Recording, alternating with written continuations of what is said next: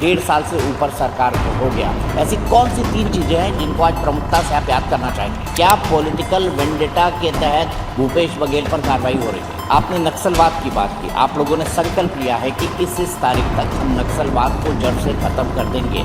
आगे के लिए आपकी क्या योजना है और इस ऑपरेशन के बारे में आप क्या कहेंगे? पिछले 5 साल भूपेश बघेल सरकार रही तो क्या उस वक्त नक्सल विरोधी आंदोलन रुक गया था? पिछले 5 साल और अब 5 साल आप देखते हैं तो गवर्नेंस के लेवल पर, शासन के लेवल पर आपने क्या क्या सुधार किए हैं, जिनका उल्लेख करना चाहेंगे? मोदी की गारंटी के अधिकांश काम हमारी सरकार ने 1.5 वर्षों में पूरे किए हैं। उसमें एक तो सबसे बड़ा काम हुआ है कि वहाँ 18 लाख गरीब लोगों को प्रधानमंत्री आवास दिए हैं, जो कांग्रेस की 5 साल की सरकार में वंचित हो गए थे। और माननीय प्रधानमंत्री जी का भी वादा था कि छत्तीसगढ़ में भारतीय जनता पार्टी की सरकार बनेगी तो मुख्यमंत्री का पहला काम होगा 18 लाख गरीब लोगों का प्रधानमंत्री आवास स्वीकृत करना। और मुझे बताते हुए गौरव हो रहा है कि 13 दिसंबर 2023 को हम लोग शपथ लिए, सरकार शपथ ली और अगले ही दिन 14 दिसंबर 2023 को पहले कैबिनेट में ही 18 लाख प्रधानमंत्री आवास की स्वीकृति दिए और जो राज्यांश की राशि होती है उसकी व्यवस्था किए। और आज बताते हुए हर्ष हो रहा है कि 1.5 वर्षों में 18 लाख गरीबों के प्रधानमंत्री आवास स्वीकृत हुए हैं। महिला सशक्तिकरण के लिए 70 लाख से ज्यादा जो विवाहित हमारी माताएं बहनें हैं उनको महतारी बंधन योजना में 1000 रुपया दे रहे हैं, जिससे काफी उनका आर्थिक रूप से वो सशक्त हो रही हैं। छत्तीसगढ़ धान का कटोरा कहलाता है, तो हम लोगों ने वादा किया था कि प्रति एकड़ 21 क्विंटल धान खरीदेंगे और 3100 रुपया प्रति क्विंटल धान का कीमत देंगे। आज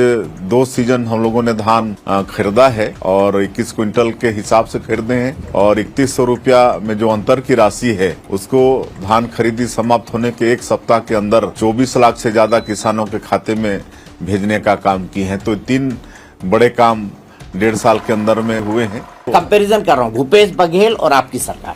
अपनी सरकार में सुशासन एवं अभिसरण एक विभाग ही अलग गठित किए हैं। ये आपने बनाया है? जी, हमने बनाया है और इसलिए बनाया है कि शासन में पारदर्शिता हो और सुशासन स्थापित हो। और पिछला 5 साल तो पूरा मैंने जैसे कहा कि भ्रष्टाचार का गढ़ ही रहा, अनेकों भ्रष्टाचार हुए, लेकिन जो भी उनके समय में भ्रष्टाचार के रास्ते थे उसको धीरे धीरे हम लोगों ने बंद किया है। जैसे कोयला के क्षेत्र में उस समय ऑफलाइन टीपी जारी होता था और 25 रुपया टन अलग से लिया जाता था, लेकिन उसको हमने हटा के ऑनलाइन कर दिया। उसी तरह से आबकारी में FL10 वगैरह था, FL10 हमने हटा दिया और उसका भी लीकेज बंद हुआ।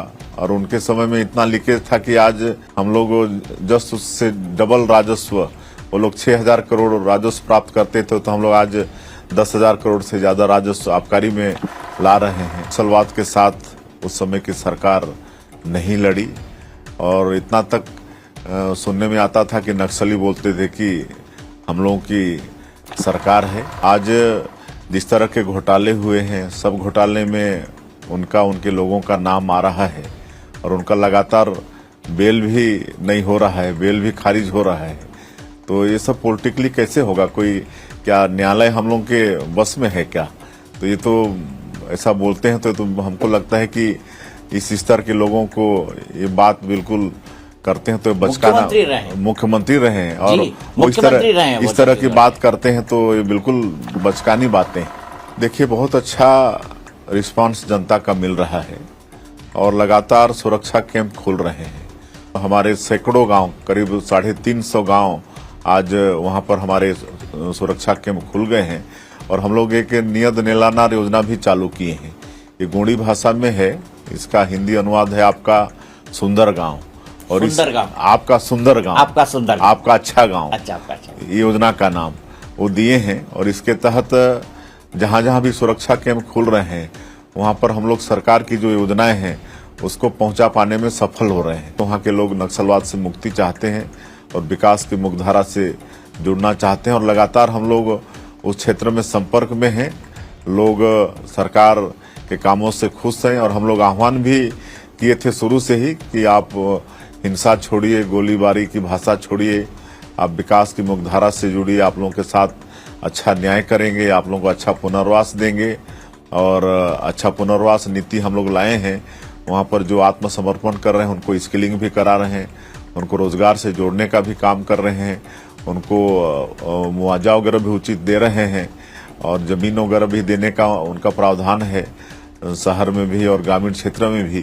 तो इस तरह से पुनर्वास नीति बहुत अच्छी हम लोग की बनी है और इसके कारण भी भारी संख्या में आत्मसमर्पण भी वो कर रहे हैं। समझ रहा है छत्तीसगढ़।